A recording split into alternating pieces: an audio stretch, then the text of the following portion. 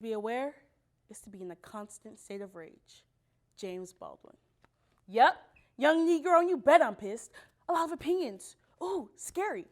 You've probably heard them before. Yep, it's an oppression poem. Yep, more brown kids too liberal to shut up about all those things you overheard while driving past that one Black Lives Matters protest. Yep, more slam poetry. More angry black people here to tell you, I'm tired of being woke. I'm tired of being a know-it-all. Oh, you know all this stuff. No, I just know right from wrong.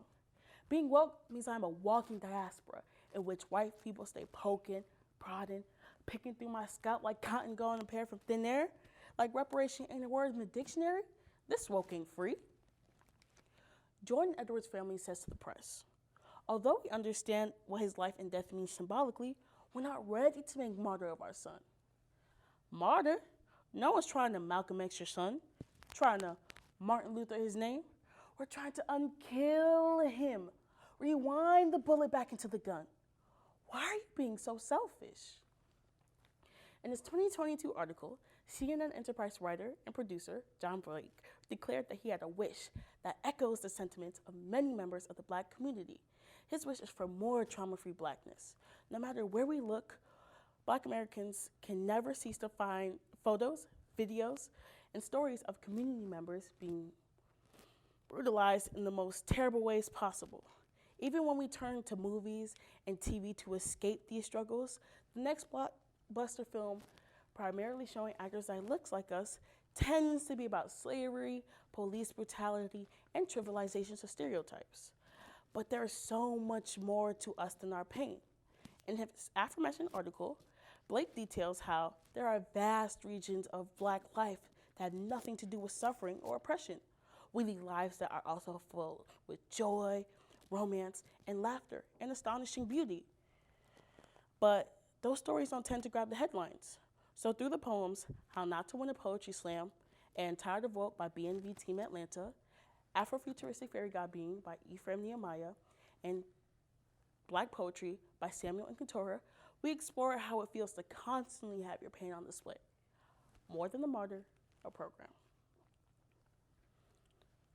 For all the painful poems I had to write to finally get to this one, after its pain has had its fill of me, I was finally able to speak of joy. When my Afrofuturistic Fairy God Being appeared and granted me the joy of a black utopia. And every month is Black History and Black Celebration, and I feel like I can't be late no more because CP is the standard measurement of time. And y'all's ashiness, it doesn't even exist no more.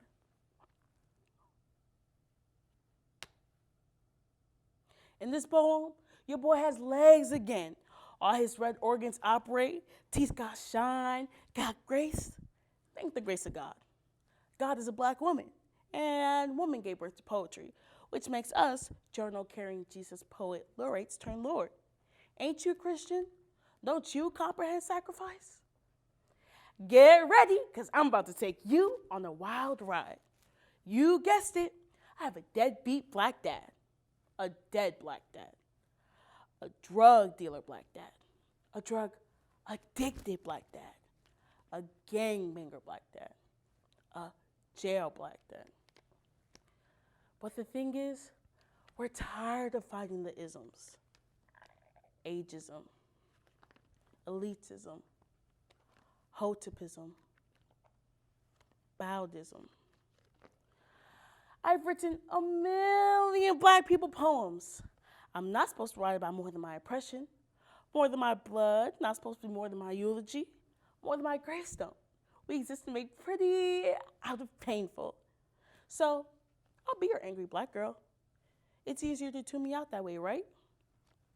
Who other than us to artistically sensationalize Black death, bury names between our gums before families can bury bodies, make narratives out of a death certificate?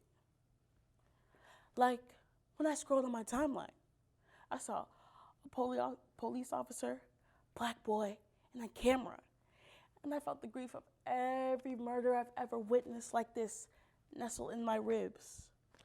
Oh, and we can't forget police brutality. Should I go angry? Stop! killing us! Or should I go sad? Stop killing us. Don't worry. It doesn't really matter. So you can stop listening if you haven't already. But in this video, no one is murdered. There are no legs crashing to the pavement. Nah, this black boy in the windbreaker takes off like the air is carrying his feet, and Jesse Owens is buried in his soul. And in the first fulfillment, they laugh and say, yeah, I got that on video.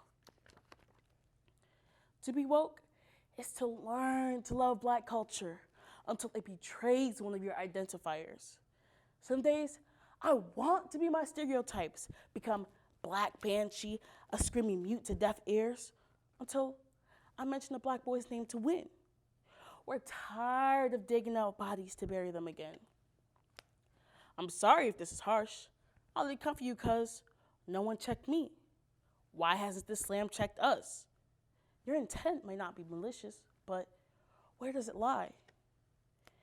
Can I cry for my pain, or are my tears property of the protest too?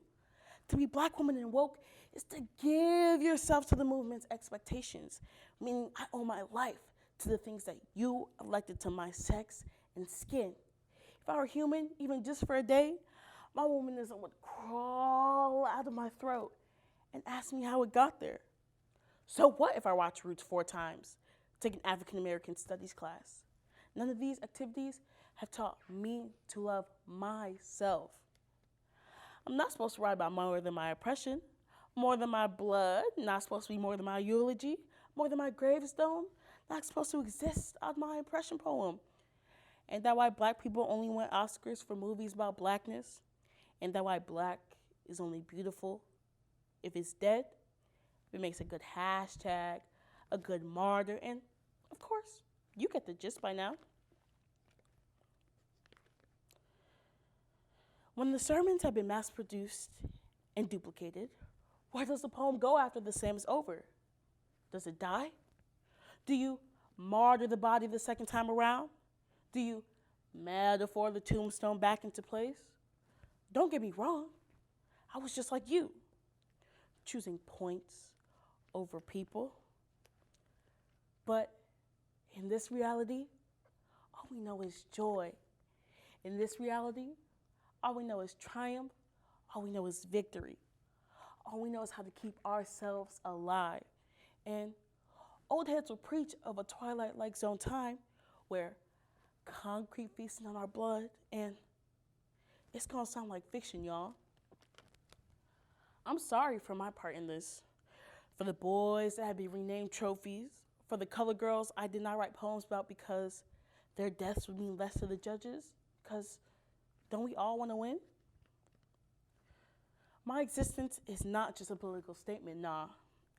It's salvation, it's worship, it's church. It's turning to your neighbor and saying, neighbor. Everybody turn to your neighbor and say, neighbor. Say, you are beautiful. Say, your life is worth it. Say, we gonna be all right. We gonna be all right. We gonna be all right. And we're gonna hold on to this moment for as long as we can and let the congregation say, amen.